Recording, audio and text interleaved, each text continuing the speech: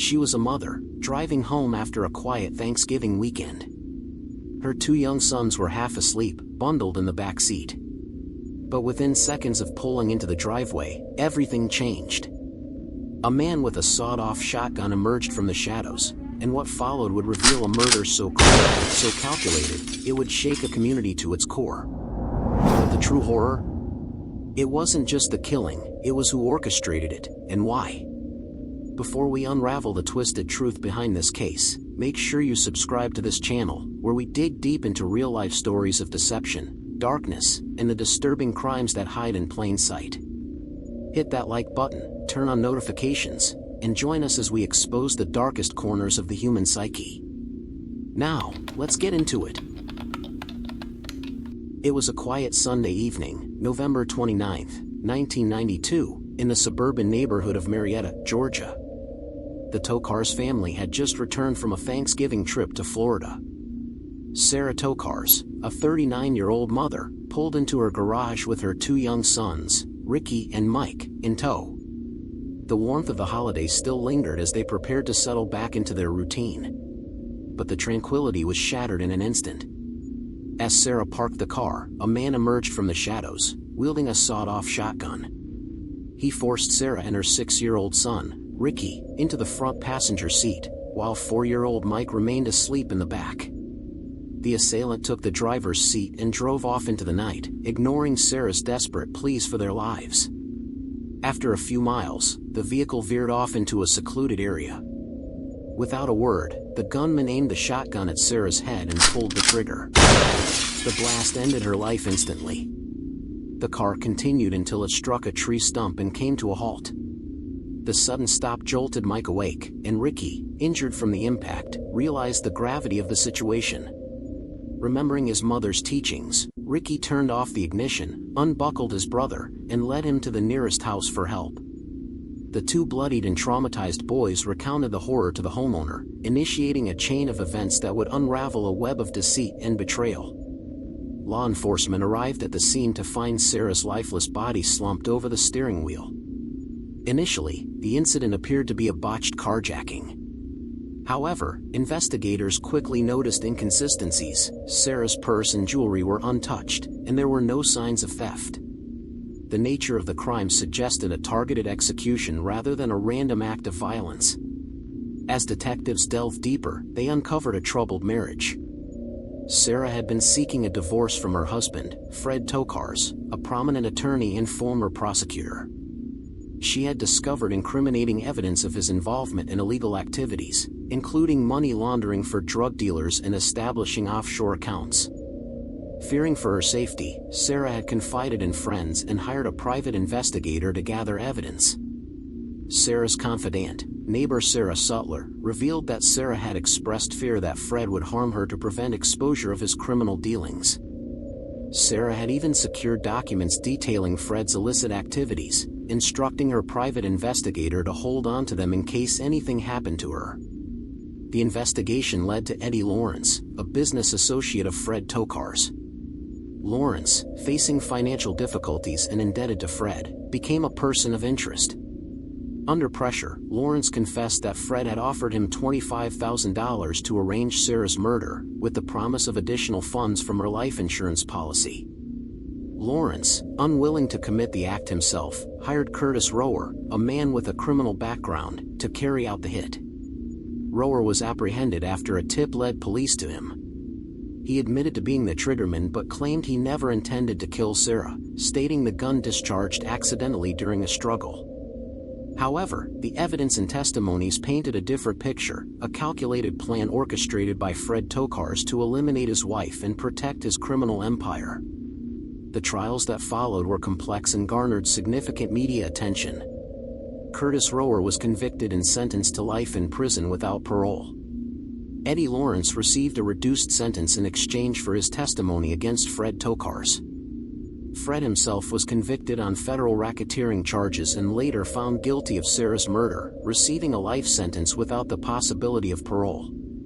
The courtroom was packed, the air thick with anticipation as the trial commenced. Fred Tokars, once a respected attorney and former prosecutor, now stood accused of orchestrating his wife's brutal murder. The prosecution laid out a chilling narrative. Tokars had enlisted Eddie Lawrence, a business associate, to arrange the killing, fearing that Sara's knowledge of his illicit activities would lead to his downfall. Lawrence, in turn, had hired Curtis Rower, a man with a criminal past, to carry out the deed. Testimonies painted a grim picture of Tokars' double life.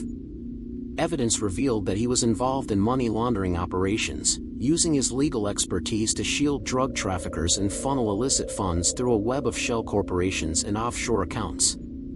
Sara, upon discovering these activities, had taken steps to protect herself, including hiring a private investigator and securing incriminating documents.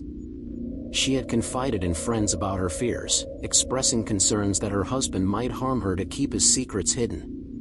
The defense attempted to cast doubt on the prosecution's case, suggesting that the evidence was circumstantial and that Tokars was being targeted due to his associations. However, the weight of the testimonies, combined with the damning evidence Sara had left behind, proved overwhelming. In 1994, Tokars was convicted on federal racketeering charges, receiving a life sentence without the possibility of parole. 3 years later, he faced trial for Sara's murder and was again sentenced to life imprisonment. Throughout his incarceration, Tokars attempted to mitigate his sentence by cooperating with authorities, providing information on other criminal activities. Despite these efforts, he remained behind bars until his death in 2020. The aftermath of Sara's murder left indelible scars on her family, particularly her sons, Ricky and Mike. Raised by their maternal relatives, the boys grappled with the trauma of witnessing their mother's death. Ricky pursued a career as an EMT, dedicating his life to helping others. Mike, however, struggled with depression and tragically passed away in 2020 at the age of 31. As the years passed, the Tokars case remained a haunting reminder of the depths of human betrayal and the devastating impact of domestic violence. Sara's courage in documenting her husband's crimes ultimately ensured that justice was served, but the cost was immeasurable. The Tokars case didn't just end with prison sentences and headlines. It became a symbol, one that exposed how the most chilling betrayals don't always come from strangers lurking in the dark, but sometimes from the very people who once vowed to protect us.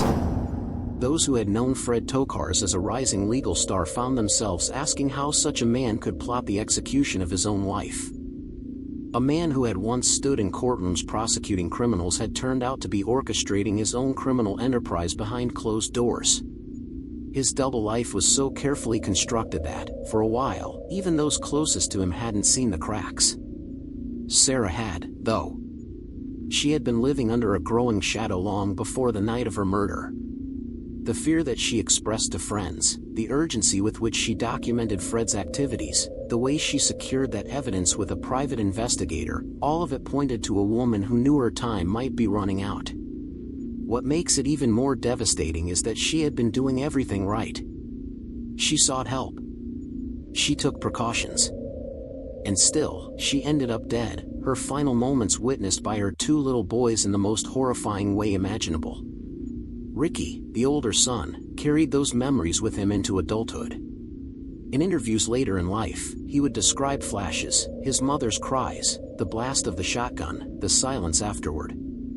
At just 6 years old, he turned off the ignition, unbuckled his brother, and walked into the cold night searching for help. That image alone, a child doing what grown men would struggle to do, became a symbol of heartbreaking resilience.